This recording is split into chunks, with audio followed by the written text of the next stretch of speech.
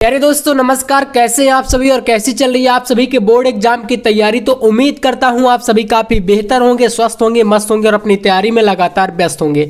तो आज हमारे पास है क्लास 12th हिंदी के लिए एक काफ़ी ज़्यादा इम्पॉर्टेंट वीडियो।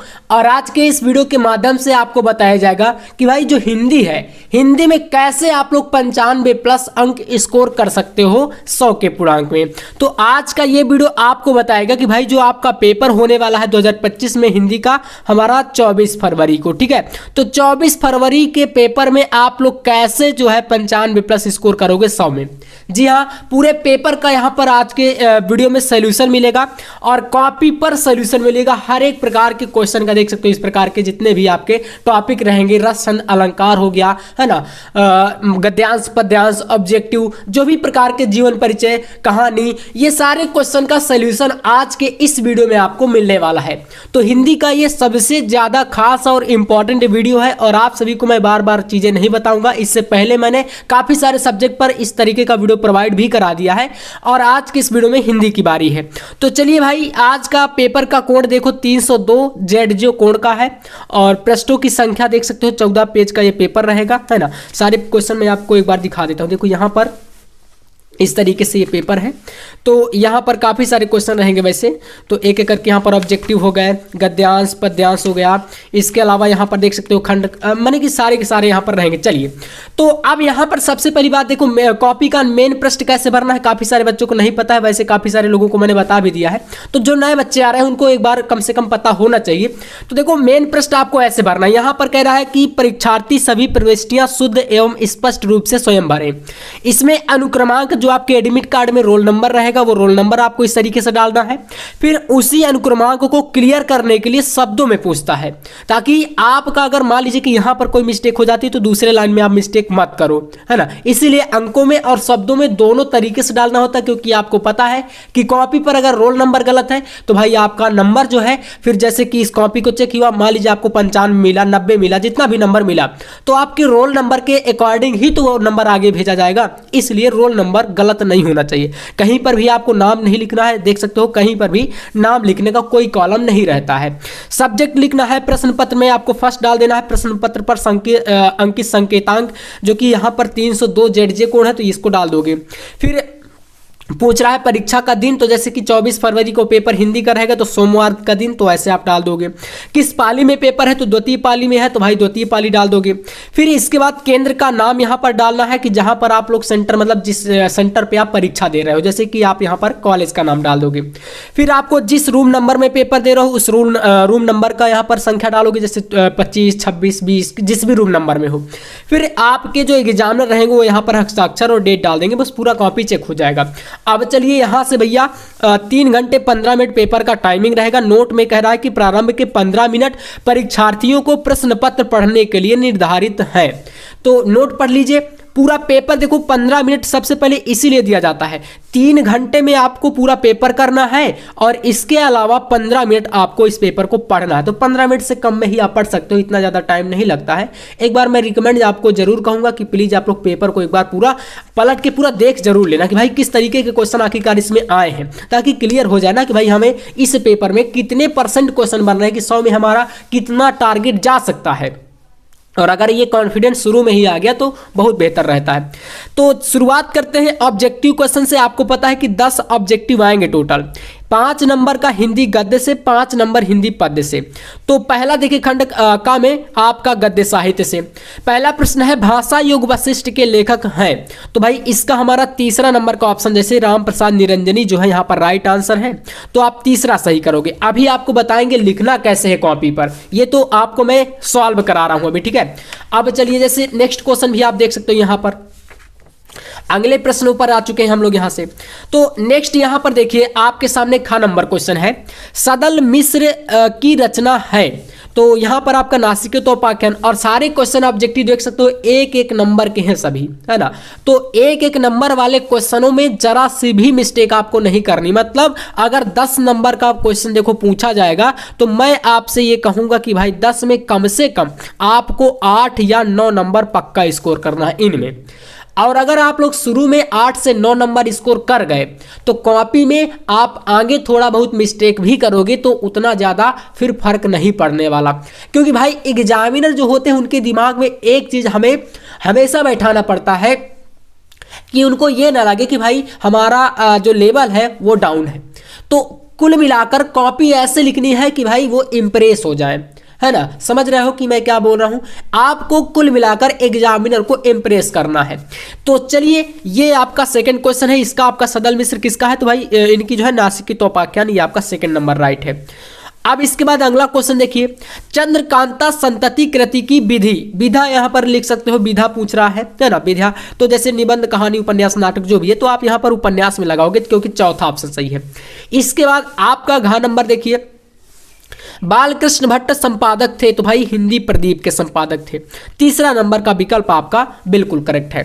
इसी तरीके से अगला क्वेश्चन आपका वासुदेव शरण अग्रवाल की रचना है, तो यहां पर वाग्धारा हो जाएगी। अब देखो अंगा नंबर तक के ये टोटल कितने हो गए? का, खा, गा, घा, अंगा। टोटल हो गए आपके 5 क्वेश्चन और ये आपके हिंदी गद्य से 5 नंबर यहां से मिल जाएंगे। इस तरीके से आप पूरा सही करोगे। फिर यहां से आपका हिंदी पद्य में देखिए, दूसरा नंबर यहां पर पड़ा है ना, ये क्वेश्चन नंबर 2।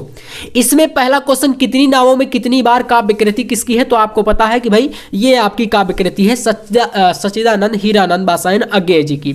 तो इतना बड़ा नाम है, अज्ञेय जी की है, तो बस तीसरा विकल्प आपका यहां पर सही है।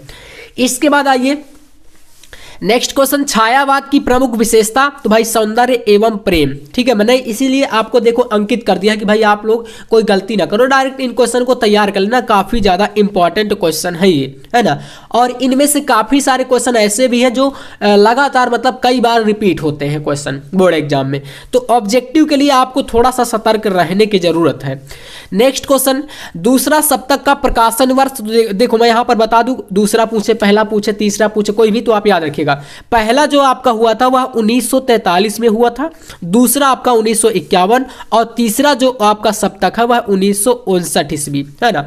तो ये आपका फर्स्ट के लिए है, ये आपका सेकंड के लिए और थर्ड आपका सप्तक 1959 में। तो अब दूसरा पूछ रहा है तो यहां पर ऑप्शन थर्ड जो दिया है 1951 राइट हो जाएगा।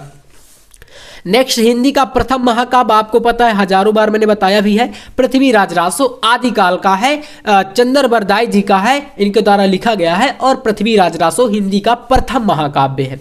लास्ट क्वेश्चन ऑब्जेक्टिव में देख सकते हो, मैथिली शरणगुप्त की काव्य कृति। तो यहां पर त्रिपथगा में आपको राइट आंसर कर देना। तो टोटल 10 ऑब्जेक्टिव हो गए। अब चलिए कॉपी पर कैसे लिखना ध्यान से एक बार समझने का आप लोग प्रयास करिएगा, ठीक है। तो यहां से देखो हम लोग कॉपी पर आ चुके हैं। इसमें सबसे पहले आप खंड का कर रहे हो तो क्या करोगे, ऊपर डाल दोगे इस तरीके से खंड नंबर का। देखो जैसे बता रहा हूं सेम आपको वही तरीका अप्लाई करना है कॉपी पर। और इतना मतलब कुल मिलाकर की हैंड राइटिंग बहुत ज्यादा मैटर करती है आपकी कॉपी पर, तो थोड़ा हैंड राइटिंग विशेष तरीके से आपको अच्छी जो है सुधार करके लिखना है। तो देखो जैसे कि खंड का हो गया, उत्तर नंबर या यहां पर उत्तर संख्या कर सकते हो, या आप ऐसे भी लिख सकते हो प्रश्नोत्तर संख्या 1, ठीक है। तो मतलब कई तरीके होते हैं, अलग अलग तरीके से भी आपको बताया जाता है। तो भाई आप यहां पर उत्तर नंबर 1 या प्रश्नोत्तर संख्या 1 या प्रश्नोत्तर नंबर 1 आप डाल सकते हो। नीचे पटरी से लाइन खींच दोगे। फिर यहां पर देखो का, खा, गा, घा, अंगा, इन सभी में आपको विकल्पों को, जो विकल्प सही है उनको आप सामने लिख दो ऐसे। जैसे बताया मैंने, का आपका थर्ड सही है तो का थर्ड हो जाएगा। इसके बाद खा नंबर क्वेश्चन का आपका सेकंड नासिकी तोपाख्यान, ये आपका खा का सेकंड सही है। गा का आपका उपन्यास यानी फोर्थ नंबर, तो गा का आप फोर्थ आप उपन्यास कर दोगे। ऐसे ही आप घा में आ जाओ, यहां पर सेकंड थर्ड हिंदी प्रदीप के, तो यहां पर आपको लिख देना हिंदी प्रदीप के, ठीक है। ऐसे लास्ट यहां पर अंगा नंबर हिंदी वासुदेव शरण अग्रवाल की रचना, तो वाग्धारा यहां पर अंगा का आपका दूसरा। तो ये हमारा हो गया, फर्स्ट के सारे क्वेश्चन हुए। अब यहां से दूसरा क्वेश्चन है तो बीच में आपको एक बार डालना पड़ेगा यहां पर उत्तर नंबर 2 या प्रश्नोत्तर संख्या 2, है ना, ताकि चीजें क्लियर रहे। इतना कर दोगे। अब दूसरे के क्वेश्चनों को देख लो। इसमें का नंबर में आपका तीसरा विकल्प सही है, तो भाई का नंबर का थर्ड कर दोगे, सच्चिदानंद हीरानंद बादशाह अज्ञेय की। इस तरीके से हो जाएगा एक क्वेश्चन। खा नंबर पे आते हैं, छायावाद की प्रमुख विशेषता, ये आपका सेकंड, तो यहां पर आप खा का कर दोगे सेकंड नंबर, प्रकृति का उद्दीपन रूप में वर्णन, है ना। इतना कर सकते हो।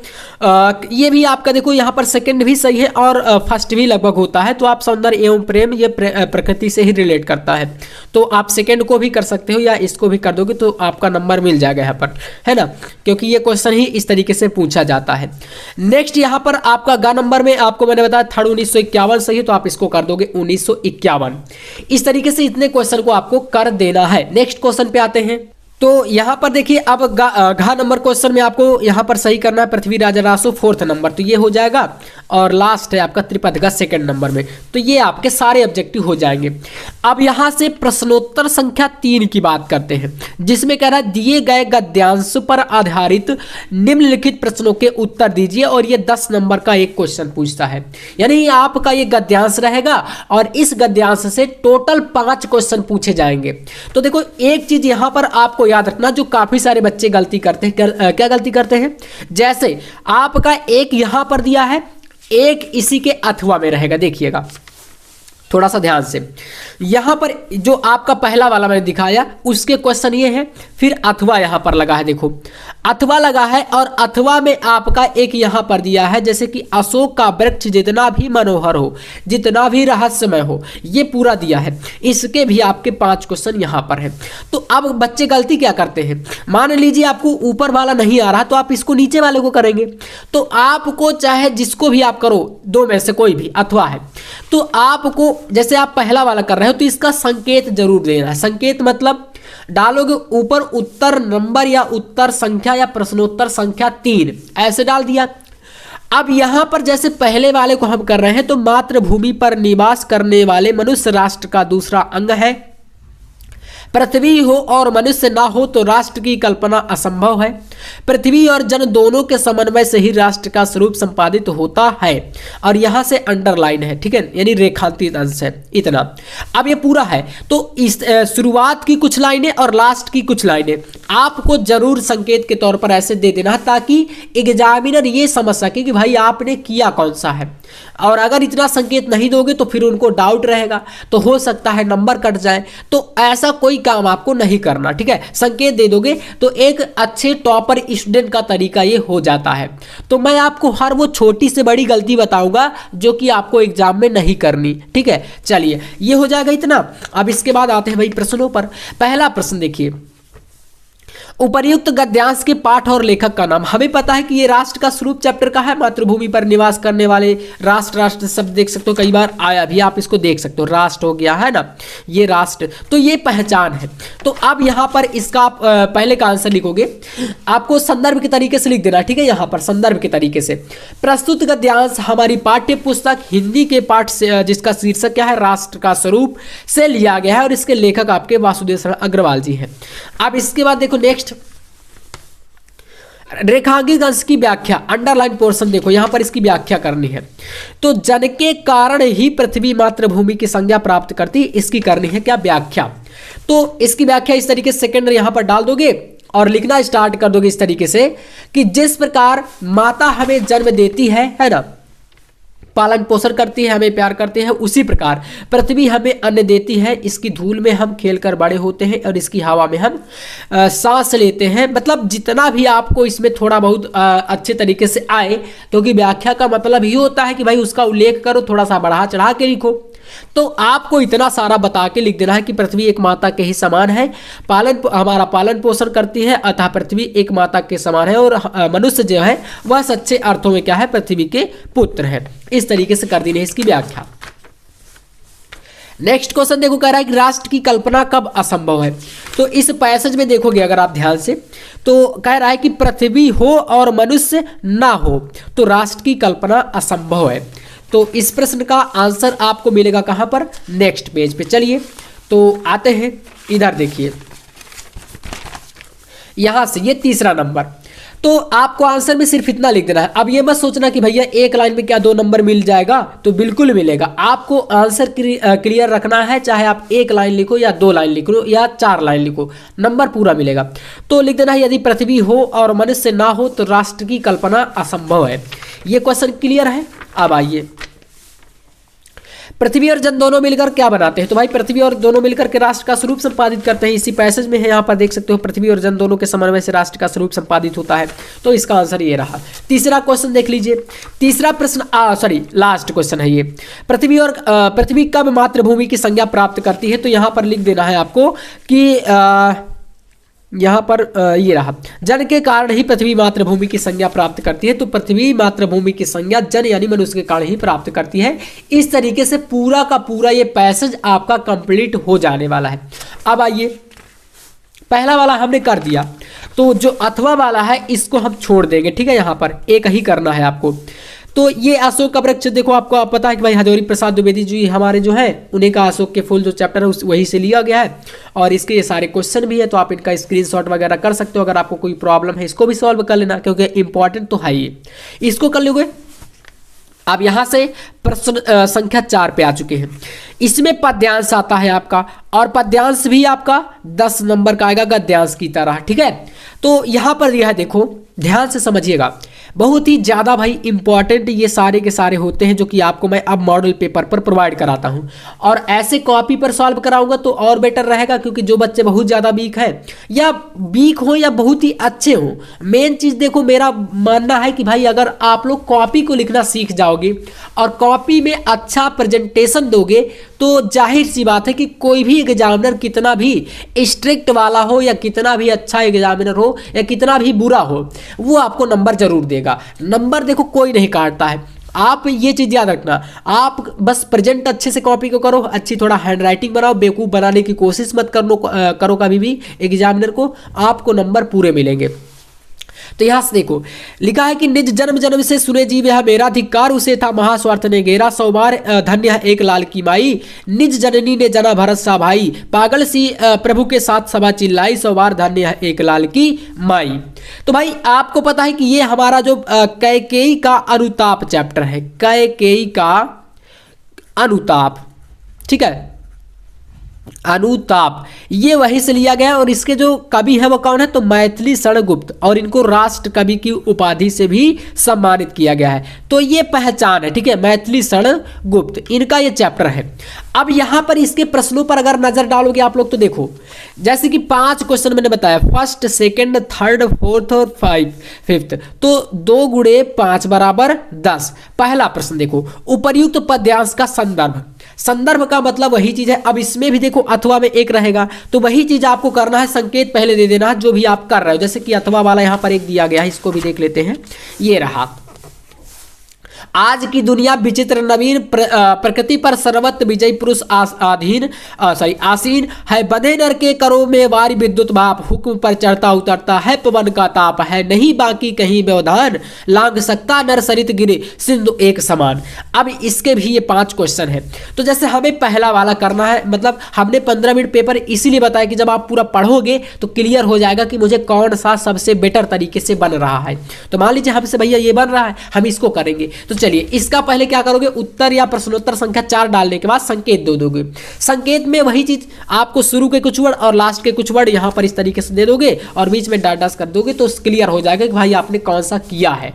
अब आइए, इसका पहला प्रश्न, संदर्भ पूछ रहा है पहला प्रश्न में, तो यहां से लिखोगे पहला नंबर डाल के, प्रस्तुत पद्यांश हमारी पाठ्य पुस्तक में संकलित कैकेयी का अनुताप शीर्षक से उद्धृत है, उद्धृत या लिया गया है। अपनी अपनी भाषा होती है लिखने की एक, ठीक है।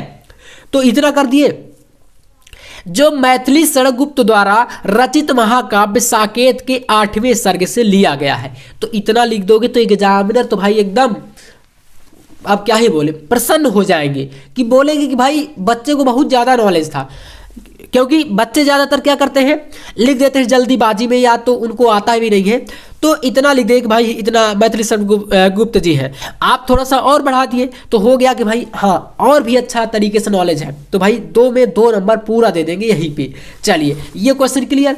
अब आइए सेकंड, रेखांकित अंश की व्याख्या। जैसे कि ऊपर वाला, ये 2 लाइनें आपकी क्या है, रेखांकित है, ठीक है, अंडरलाइन है इनमें ऊपर। निज जन्म जन्म से सुने जीव यह मेरा धिक्कार, उसे था महास्वार्थ ने घेरा।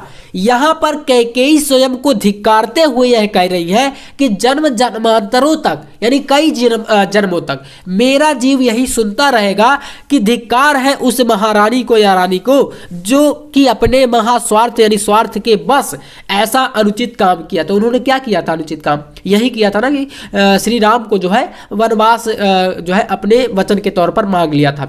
तो ये अपने स्वार्थ बस सोचा कि भाई हम अपने जो भरत है अपने पुत्र को राजा बना दूंगी, तो इसलिए यहां पर वो आप स्वयं को बाद में क्या है पश्चाताप कर रहे थे। तो चलिए इस क्वेश्चन का आंसर हम लोग देखते हैं भाई क्वेश्चन नंबर सेकंड का। तो इस तरीके से आप लोग देखो सेकंड डाल दोगे, रेखांकित अंश की व्याख्या। अब इस पे जो कि मैंने बताया जैसे वैसे ही आपको लिख देना, थ्योरी है। तो लिखोगे कैकेयी स्वयं को धिक्कारती हुई कहती है कि मैं संतृप्ति ना पाऊं, मतलब कि मैं कभी संतुष्ट ना होऊं, और जन्म जन्मांतरों तक मेरे प्राण यही सुनते रहे कि रघुकुल की उस रानी को धिक्कार है जिसे घोर स्वार्थ ने घेर कर ऐसा अनुचित कर्म कराया कि उसने धर्म का विचार बिल्कुल छोड़ दिया और अधर्म का आचरण किया। बाकी आगे की लाइनें हैं, आप अपने अकॉर्डिंग कुछ भी लिख सकते हैं, थोड़ा बहुत, मतलब कुछ भी नहीं कि आप अपने घर की स्टोरी लिखने लग जाओ, आपको मतलब थोड़ा सा इससे रिलेट करता हुआ। बाकी रामायण वगैरह तो आज के टाइम पर कोई देखता ही नहीं है, लेकिन फिर भी थोड़ा बहुत इतना नॉलेज आपको होगा ही अपने धर्म के बारे में, या जो बच्चे नहीं भी है भाई साहब तो उनके लिए भी है, आप इतना थोड़ा बहुत नॉलेज कर सकते हो। ठीक है, काफ़ी इजी है आज के टाइम पर, तो आप इतना पढ़ सकते हो। ठीक है, अब दो क्वेश्चन हो गए। तीसरा नंबर देखिए, कैकेयी स्वयं को धिक्कारते हुई क्या कहती है। तो कैकेयी स्वयं को धिक्कारते हुए, अब मैंने एक नहीं हजार बार अभी जस्ट बताया कि भाई वो स्वयं को धिक्कारते हुए यही कह रहे हैं कि भाई आने वाली पीढ़ियां, आने वाली लोग जो है जन्म जन्मांतरों तो यही कहेंगे कि मुझे एक रघुकुल की उस रानी को धिक्कार है जिसने स्वार्थ बस ऐसा अनुचित काम किया। तो बस इसमें वही चीज कर आपको तीसरा डाल के लिख देना है कि कैकेयी स्वयं को धिक्कारती हुई, इतना जोड़ देना है आपको शुरू में, क्योंकि इससे आंसर बनता है कि मेरे प्राण जन्म जन्मांतरों तक यही सुनते रहे कि रघुकुल की रानी को ने स्वार्थवश ऐसे अनुचित काम को किया। अब फोर्थ नंबर पे आते हैं, कैकेयी के प्रायश्चित के उपरांत श्री राम उनसे क्या कहते हैं।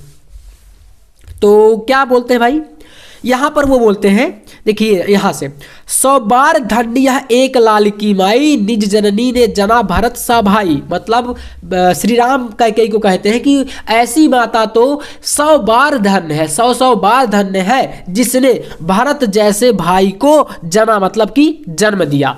तो चौथे का आंसर आप इस तरीके से लिखोगे, देखो फोर्थ नंबर, कैकेयी के प्रायश्चित के उपरांत, प्रायश्चित मतलब कि जो पश्चाताप, जैसे कि आप कोई गलती करो और उसका पश्चाताप आपको हो कि भाई मैंने यार ये क्या कर दिया, तो वो प्रायश्चित हो जाता है। तो आप लिखोगे कैकेयी के प्रायश्चित के उपरांत श्री राम उनसे कहते हैं कि तुम अभागिन नहीं हो, वह माता तो 100 बार धन्य है जिसने भरत जैसे भाई को जन्म दिया। क्योंकि भाई भरत जी के बारे में तो आप जानते होंगे कि उन्होंने अपने भाई के लिए, मतलब अयोध्या का जो राज्य है ना उसको एक मतलब एकदम क्या किया था भाई, छोड़ दिया था कि भाई मुझे तो राजा नहीं बनना। तो ऐसी माँ के बारे में उन्होंने बोला कि भाई वह माँ 100 बार धन्य है, ऐसे। ठीक है, एंड पांचवा क्वेश्चन है, प्रभु के साथ कैकेयी के अपराध का अपमार्जन करती हुई सभा क्या चिल्ला उठी थी।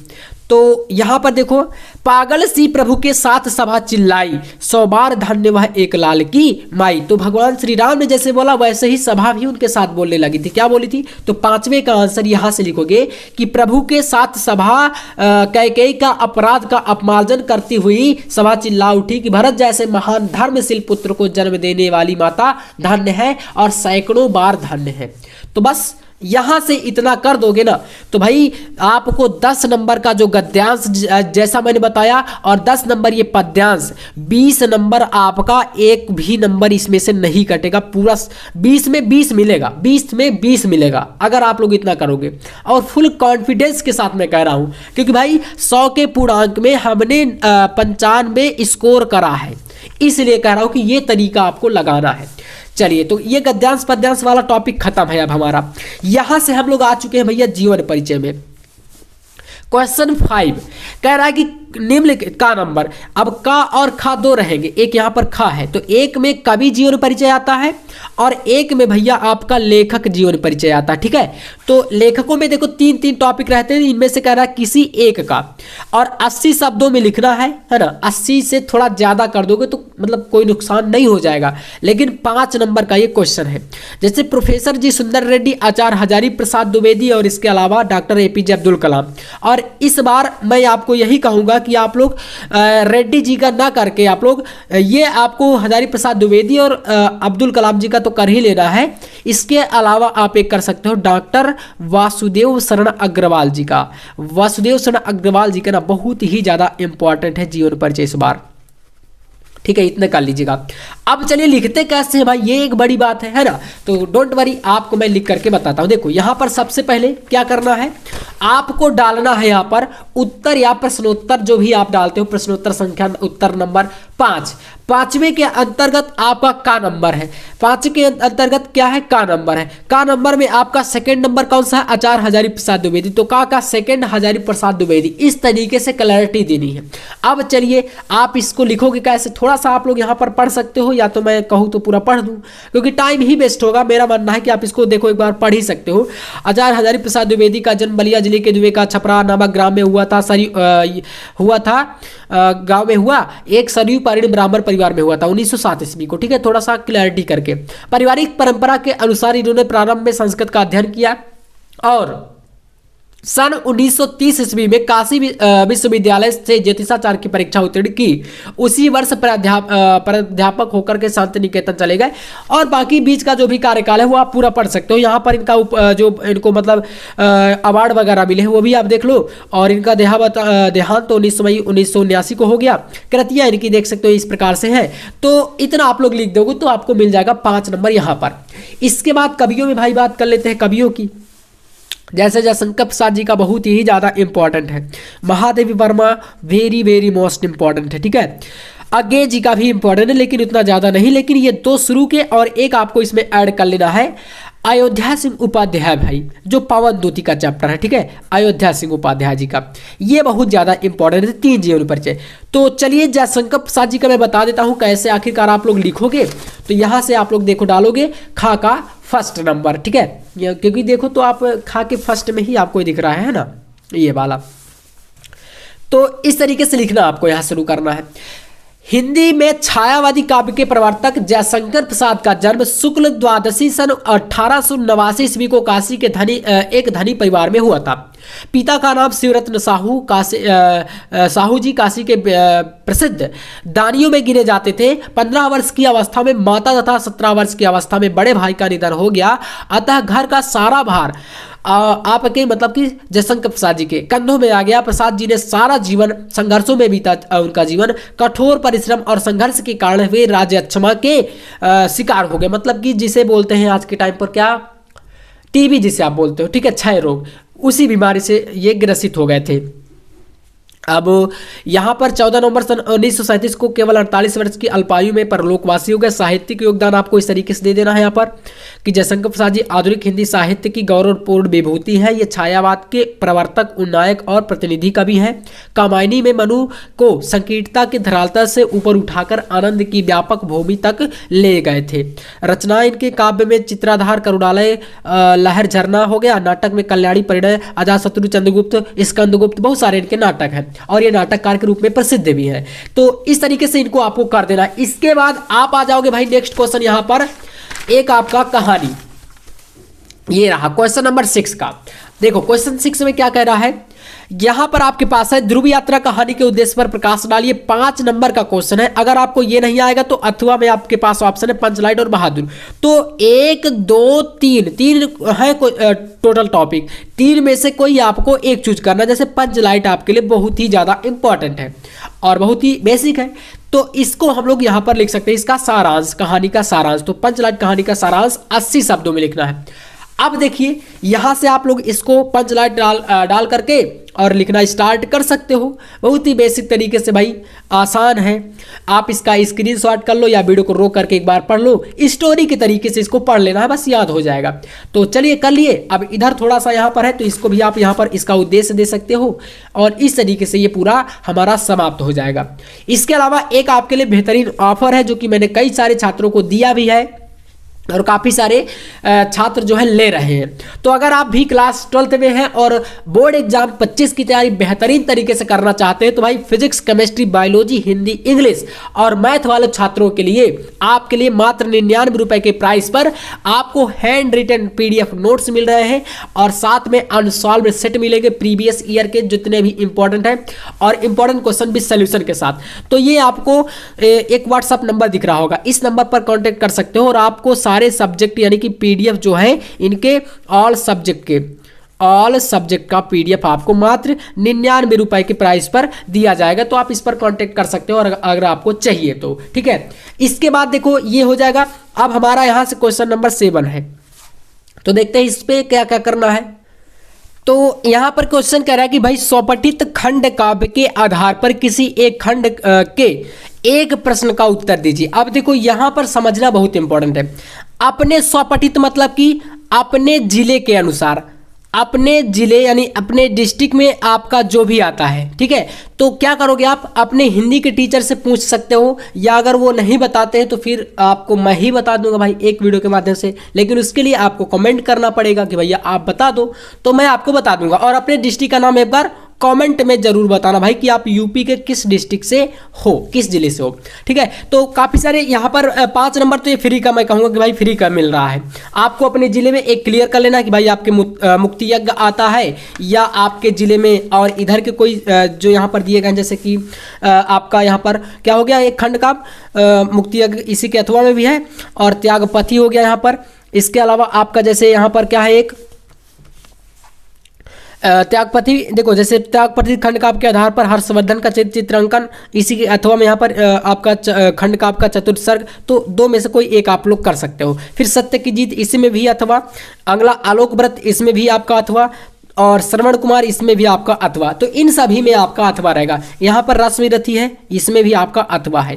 तो बहुत ही बेसिक है, बहुत ही इंपॉर्टेंट है। और आपका ये 5 नंबर अगर मैं कहूँ कि भाई फ्री का मिल रहा है, फ्री का सिर्फ आपको ज़्यादा से ज़्यादा आज अगर आप लोग 5 से 10 मिनट पढ़ लोगे एक आपको, लेकिन उसके लिए आपको करना रहेगा कि भाई आपको क्लियर होना चाहिए कि भाई आपके ज़िले में आता कौन सा है ना। इसके लिए बस इतना कर लो और आराम से आप लोग का ये 5 नंबर फ्री में मिल जाएगा। इसलिए मैं कहता हूँ कि हिंदी में आप 100 में 95 बड़े आराम से स्कोर कर सकते हो।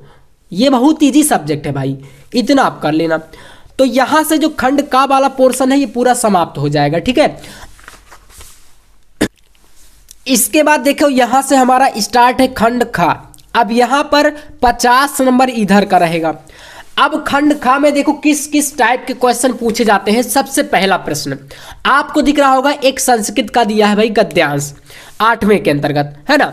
8वें में एक संस्कृत गद्यांश में से किसी एक का संदर्भ सहित हिंदी में अनुवाद करिए। जैसे एक यह है आत्मनस्तु वै कामाय पति प्रियो भवति ना वा अरे जाया कामाय जाया प्रिया भवति आत्मनस्तु। तो ये आत्मज्ञा एवं सर्वज्ञा जो चैप्टर है वहीं से लिया गया है। और संस्कृत अनुवाद के लिए आपको एक वीडियो मिलेगा जिसमें मैं आपको जितने भी मोस्ट इंपॉर्टेंट संस्कृत के गद्यांश हैं, जितने भी आपके श्लोक हैं, उसमें आपको मैं बता दूंगा। और 7 नंबर का ये रहता है गद्यांश। इसी तरीके से 7 नंबर का पद्यांश यानी कि आपका श्लोक आएगा और दोनों में अथवा है, देख सकते हो। इधर देखिए, इधर अगर आप देखो तो यहाँ पर खा नंबर करके है, इसमें श्लोक है तो इसको पद्यांश से बोलते हैं श्लोक को। यहाँ पर भी ससंदर्भ हिंदी अनुवाद, तो ये भी 7 नंबर का रहेगा। जैसा मैंने बताया दोनों टॉपिक मिलाकर कुल 14 नंबर आपको यहाँ पर मिलते हैं इन टॉपिक में, ठीक है। अब इसके बाद देखो आपके पास एक श्लोक दिया है भाषासु मुख्या माधुरा दिव्या गिरवाणी भारती तस्या ही मधुरम काव्यम तस्मादपि सुभाषितम।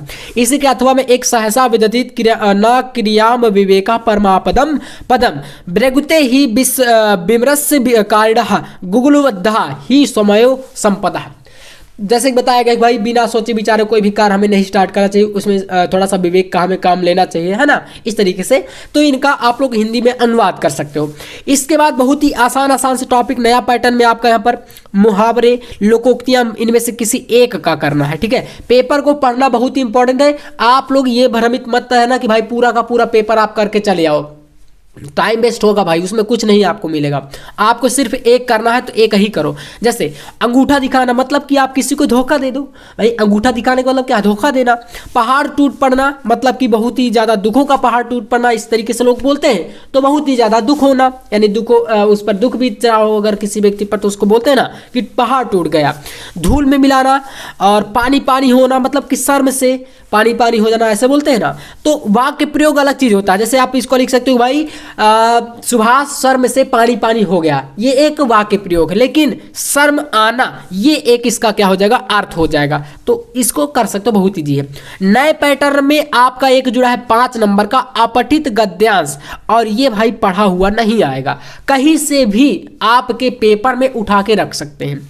तो एक यहाँ पर का नंबर है, पूरा इसको पढ़ लोगे और इसके 3 क्वेश्चन रहेंगे।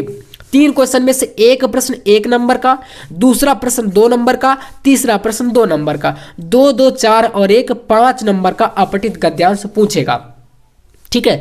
और अथवा में अपठित के एक और ऑप्शन मिलेगा आपको, जैसे प्रकृति सदैव प्रस्तुत रहती है औरों के लिए, यह हमें सिखाती है कि हम भी बिना किसी भेदभाव के औरों के लिए प्रस्तुत रहें, उपलब्ध रहें। नदियां बहती है औरों के लिए, वृक्ष फल फूलते छाया देते औरों के लिए, मतलब दूसरे के लिए। सूरज प्रकाश देता है, जीवन देता है, चांद शीतलता देता है, इन्होंने कहाँ अपना प्रकाश पुंज समेटा है। तो सब कुछ प्रकृति का जितना भी चीजें हैं वो सब दूसरों के लिए न्यौछावर है। तो हमें भी सीखना चाहिए कि भाई हमारा जीवन है अगर, तो किसी के काम में आना चाहिए। ये नहीं कि भाई आप सिर्फ अपना ही भला सोचो, दूसरे के बारे में भी थोड़ा बहुत सोच लेना चाहिए, क्योंकि भाई जीवन एक ही बार मिलना है, ठीक है। और एक चीज याद रखना, मरना सबको है, ठीक है। तो ये मत सोचना आप लोग कभी भी। इसलिए एक अच्छी सीख यही है कि भाई जब तक जीवित हो तो आप किसी की आंखों में ये बन के मत रहोगे यार ये बहुत बुरा है, ठीक है। इतना एक ये जीवन की थोड़ा सीख भी हो सकती है। तो अब यहाँ पर ये इसके अथवा में दिया है और इसमें पूरा ये समाप्ति यहाँ तक है। और 3 क्वेश्चन वही यहाँ पर भी दिए हैं, जैसे 1 नंबर का ये, 2 नंबर का ये, 2 नंबर का ये, तो 5 नंबर यहाँ पर मिलेगा। इसके बाद देखो यहाँ से आपका ग्रामर पोर्शन का एक अलग लेवल चालू होता है। क्वेश्चन नंबर 11 में निम्नलिखित शब्द युग्मों का सही अर्थ चयन करके लिखिए। जैसे कि सकल और शकल, इसका क्या मतलब होता है, तो सकल का मतलब होता है संपूर्ण और शकल का मतलब होता है खंड। तो 12 नंबर का सही है, 1 नंबर का ये प्रश्न है। ऐसे ही आप फर्स्ट के बाद सेकंड पे आ जाओ। अंश और अंशु, तो एक अंश का मतलब होता है भाग और अंशु का मतलब होता है सूर्य। तो आ नंबर का ऑप्शन यहाँ पर सही है, ये ऑब्जेक्टिव है, ठीक है। इसके बाद खा नंबर क्वेश्चन, यहाँ पर देखो निम्नलिखित शब्द युग्मों में से किसी एक शब्द का 2 अर्थ लिखो। किसी एक शब्द का, ये पॉइंट है, इसको समझना, कोई एक, और 2 नंबर का है ये क्वेश्चन। तो जैसे पहला धरती, धरती के 2 अर्थ बताओगे तो भाई एक हो जाएगा धरा, धरा के 2 अर्थ, धरती और रखा। कोई एक करना है तो मैं आपको तीनों का जैसे बता रहा हूँ, 3 आएंगे, 3 में से एक करना रहेगा। मित्र, इसका होता है सूर्य या सखा। जलज, इसका घोंघा एक होता है अर्थ और एक होता है कमल। तो भाई जो भी आपको बेटर रहे, आप तो एग्जाम में बेटर तरीके से आएगा उसको आप लोग वहाँ पर छाप के आओगे और छोड़ करके नहीं आना है। जितने भी बच्चे इस बार टॉपर गैलेक्सी, भाई आप लोग अमित भैया से पढ़ रहे हो ना यार, क्यों ही आप लोग टेंशन लेते हो। बिल्कुल डोंट वरी, आप लोग एकदम एग्जाम के लिए निश्चिंत हो जाओ। एक भी ऐसा क्वेश्चन नहीं आएगा जिसको हम लोग इस बार तोड़ेंगे नहीं, बिल्कुल तोड़ के आना है। आपको मैंने शुरू में भी बताया था और आज भी बता रहा हूं कि अगर आप पहली बार आए हो ना तो ज्वाइन कर लेना, मतलब कि चैनल को सब्सक्राइब कर लेना, क्योंकि सब्सक्राइब करने का तो यार कुछ नहीं लगता है भाई, आपका ही प्रॉफिट होगा और साथ में मेरा भी प्रॉफिट होगा, ठीक है। तो इतना आप लोग भली बात जानते हो आज के टाइम पर। बाकी यार कुछ करने के लिए हमें कुछ ना कुछ तो मेहनत करनी पड़ेगी, इतना भी पता है आपको। तो ये हो जाएंगे। इसके बाद देखो गा नंबर, निम्नलिखित वाक्यांशों के लिए एक शब्द का चयन करिए। जैसे जिसका कभी कहीं भी अंत ना हो तो अनंत होता है, तो यहाँ पर ये सही है। 1 नंबर इसका सॉल्यूशन के साथ लाया हूँ इसलिए बता रहा हूँ। जानने की इच्छा रखने वाले को क्या बोलते हैं, जिज्ञासु बोलते हैं। इसके बाद देखो, निम्नलिखित में से किन्हीं दो वाक्यों को शुद्ध करिए। कोई आपको दो आपको वाक्य सही करने, जैसे फर्स्ट, सेकंड, थर्ड और फोर्थ, चार है ना, इसमें गलती क्या है। जैसे पहला, परीक्षा पद्धति बदलना चाहिए, तो ये एक मिस्टेक है। यहां पर बदलना को आप क्या करोगे, बदलनी चाहिए, इतना मिस्टेक है, इतने का 1 नंबर मिल रहा है। मैंने अनेकों बार यात्रा की, अनेकों नहीं अनेक बार, है ना, अनेक, आप यहां पर इसको सही कर दोगे। केवल यहां 4 पुस्तकें हैं, तो भाई इसको काट दो, ये नहीं रहेगा। यहां 4 पुस्तकें रखी हैं, ये सही है। महादेवी वर्मा एक प्रसिद्ध कवयित्री है, तो ये थोड़ा सा मिस्टेक है, आपको ऐसे लिखना है, कवयित्री ऐसे लिखना है, ठीक है। ये आपकी मात्रा इसमें गलत चढ़ी है। तो इस तरीके से कोई सा भी आपको जो बेटर लगे उसको सही करके चले आना है, ठीक है। इसके बाद इधर आइए, इधर आप देखोगे भैया, तो यहां पर दिया है आपका रस, छंद और अलंकार, जो कि भाई एक नहीं 100 बार आपको पढ़ा है और आपने पढ़ा भी होगा। तो यहां पर देखिए आपको का, खा, गा, रस भी है, छंद भी, अलंकार भी है। तो ये सारे टॉपिक 2-2 नंबर के, मतलब टोटल 6 नंबर यहाँ पर आपको मिलता है। तो जैसे कि आप रस में इस तरीके से पढ़ सकते हो, बहुत ही इंपॉर्टेंट रस श्रृंगार रस है और हास्य रस है, इन दोनों के बारे में। तो आप इनका स्क्रीनशॉट कर लो, परिभाषा है और एग्जाम्पल उदाहरण है, और उदाहरण के साथ इनको लिखना भी है, ठीक है। ये हो जाएगा आपका श्रृंगार रस और हास्य रस। इसके बाद आप अलंकार में अगर बात करो, छंद में सोरठा कुंडलिया, तो ये इंपॉर्टेंट है, लेकिन यहाँ पर चौपाई और दोहा कर लो, तो ये आपको इस तरीके से कर लेना है। और इसके बाद अलंकार, अलंकार की बात आती है, तो भाई अलंकार भी आप लोग कर लो। ये रहा उपमा और उत्प्रेक्षा, दो में बहुत ही ज़्यादा इंपॉर्टेंट है। तो इस तरीके से बाकी इनका एक प्रॉपर वीडियो मैं आपको अलग से बना दूंगा, तो आपको टेंशन वगैरह लेने की कोई जरूरत नहीं है।